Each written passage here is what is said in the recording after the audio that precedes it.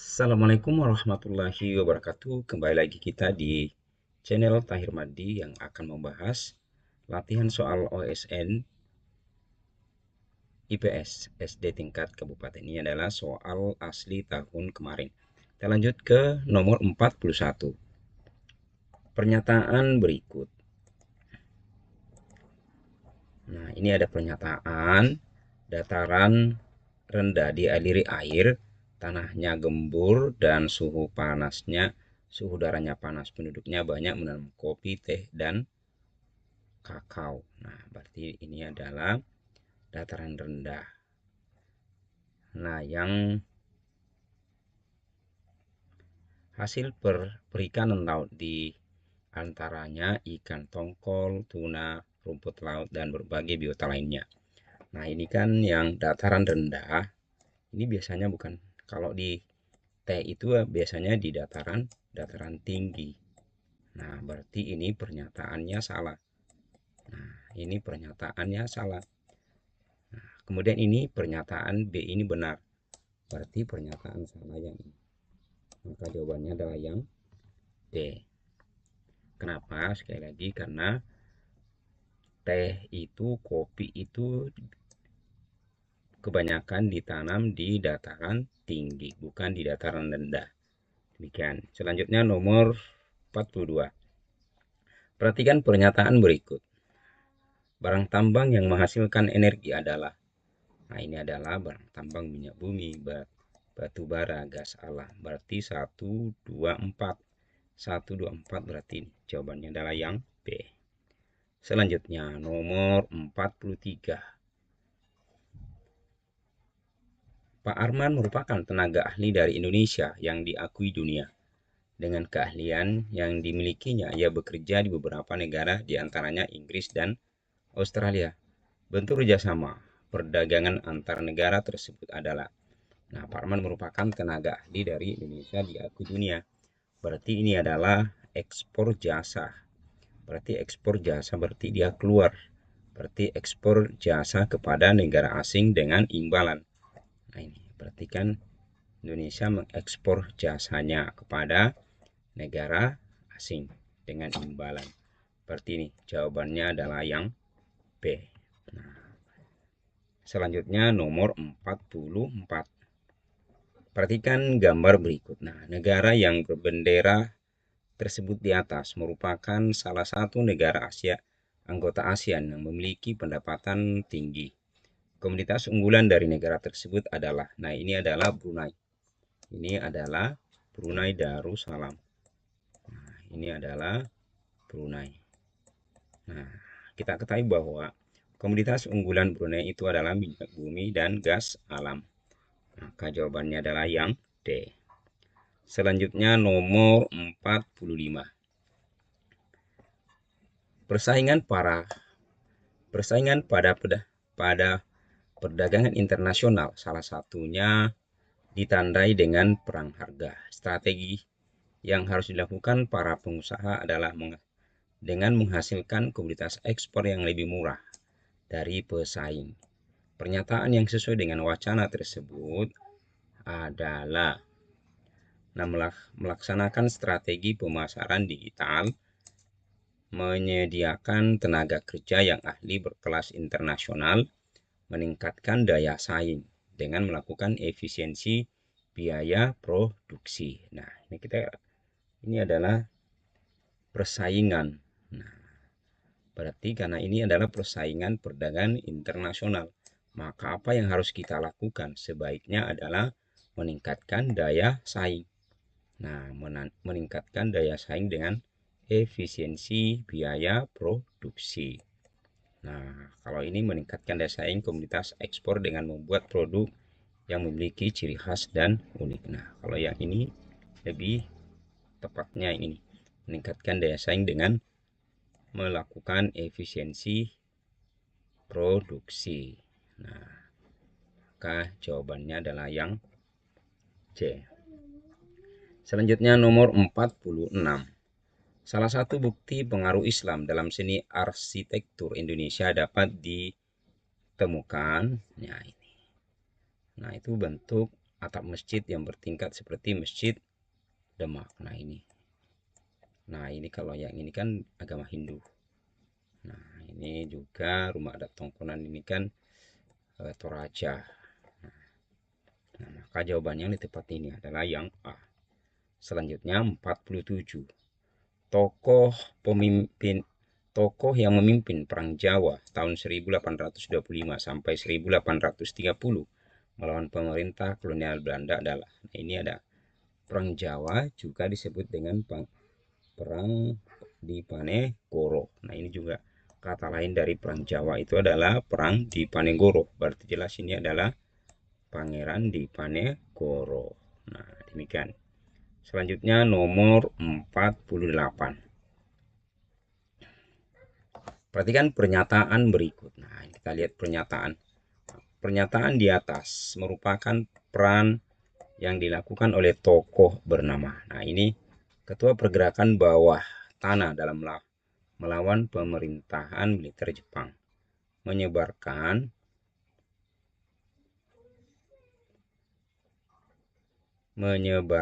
berita kekalahan Jepang pada tanggal 14 Agustus 1945. Memimpin kabinet parlementer. Menjadi diplomasi upaya dalam mempertahankan kemerdekaan Indonesia. Nah, ini adalah Sultan Syahrir. Ini adalah ini, memimpin kabinet parlementer pada tahun ini. Nih, bisa kita ketahui yang paling ini. Sama yang ini, menyebarkan kekalahan Jepang. Nah, ini juga menjadi pemimpin diplomasi. Maka ini adalah Sultan Syahrir. Nah, maka jawabannya adalah yang C. Selanjutnya nomor ini 48. Nah, ini kalau saya kembali yang ini keterangannya kita lihat dulu. Keterangannya yaitu tokoh yang saya milik itu mengetik teks Soekarni yang mengusulkan agar teks proklamasi ditantangi Soekarno atas nama Indonesia. Ini Ahmad Subarjo, golongan tua yang menjemput Soekarno-Hatta dari Rengas Dengklok dan ikut menyusun naskah proklamasi. Selanjutnya nomor 49. Perhatikan gambar berikut. Nah, gambar di atas menunjukkan peristiwa bersejarah yang terjadi pada tanggal 11 sampai 15 November 1946. Nah, peristiwa ini adalah peristiwa perundingan Linggar Jati. Nah, ini peristiwa perundingan Linggar Jati. Nah, kalau yang ini adalah peristiwa KMB, kompresi meja KMB ini kompresi meja bundar. Ini kalau yang ini peristiwa adalah perundingan Royen, dan ini adalah di kapal Renville. Nah, karena dia disebut dengan Renville karena dia dilakukan di kapal Renville, yaitu milik Inggris. Demikian. Selanjutnya nomor nomor 50. Ini tadi 49. Oh, sekarang 49, 50 benar. Nomor 50. Perhatikan pernyataan berikut. Tokoh yang dimaksud dalam pernyataan di atas adalah menjabat sebagai wakil presiden pertama Indonesia. Nah, ini sudah ketahui. Ini clue nomor 1 ini sudah jelas. Biar kita tidak baca lagi di yang ini. Karena ini adalah sebagai wakil presiden pertama. Berarti ini kan Muhammad Hatta. Ini sudah jelas. Apalagi dia juga dijuluki sebagai Bapak Koperasi. Nah, jelas ini adalah Muhammad Hatta. Selanjutnya nomor 51. Masuknya Islam ke Indonesia memberikan pengaruh pada tradisi dalam masyarakat. Salah satunya adalah tradisi sekaten yang dilakukan Keraton Yogyakarta berkaitan dengan perayaan. Nah, kalau yang ini sekaten itu berkaitan dengan ini tradisi sekaten berkaitan dengan memperingati kelahiran Nabi Muhammad Shallallahu Alaihi Wasallam. Nah, maka jawabannya adalah yang B. Selanjutnya nomor 52. Perhatikan pernyataan tentang sejarah Kesultanan Aceh berikutnya. Nah, Aceh pernyataan A. Kesultanan Aceh didirikan oleh Sultan Ali Mugayyad Shah pada tahun 1496. Ini kan benar. Ini pernyataan ini benar. Kesultanan Aceh mengalami masa ekspansi dan pengaruh terluas pada masa kepemimpinan Sultan Iskandar Muda pada tahun 1607 sampai 1636. Ini juga benar. Nah, berarti pernyataan ini benar, pernyataan A benar, ini pernyataan B juga benar. Tetapi di sini tidak ada hubungan sebab akibat dari yang antara pernyataan A dengan pernyataan B. Karena ini adalah satu masa yang berbeda. Tidak ada hubungan sebab akibat. Nah, maka yang ini, pernyataan benar, pernyataan B juga benar, tetapi tidak ada hubungan. Nah, kenapa yang ini? Nah, karena ini sama-sama membahas tentang Aceh, tapi tidak ada hubungan antara pernyataan A dan pernyataan B. Maka jawabannya adalah yang B. Selanjutnya nomor 53. Nah, kalau ini adalah sangat mudah. Tokoh tersebut memimpin perlawanan terhadap penjajahan Belanda di daerah, nah ini jelas ini adalah daerah Sulawesi Selatan, tepatnya di Makassar. Nah, ini dijuluki sebagai ayam jantan dari timur. Nah, ini juga dengan perjanjian Bongaya. Nah, ini. Maka jawabannya adalah yang C, jelas ya. Selanjutnya nomor 54. Nah, lokasi pertama pendaratan di Jepang di Indonesia pada 11 Januari 1942 ditunjukkan oleh. Nah, ini kan ini pendaratan Jepang di Indonesia itu dilakukan di Tarakan. Nah, Tarakan itu termasuk adalah Kalimantan Utara. Berarti ini Kalimantan Utara. Maka jawaban ini adalah yang D. Nah, kita lihat dari sini petanya. Nah, ini adalah Kalimantan Utara. Ini Kalimantan Timur. Nah, kalau yang nomor 1 ini Kalimantan Tengah. Kalau nomor 3 ini Sarawak. Ini adalah bagian Malaysia. Nah, kalau yang ini Malaysia. Nah, maka ini jawabannya adalah yang nomor 4, yaitu Tarakan berarti Kalimantan Utara. Nah, demikian. Maka jawabannya adalah yang D. Selanjutnya nomor 55. Pernyataan di atas merupakan peran yang dilakukan oleh tokoh. Nah, ini tokoh. Kita lihat dari si pernyataannya.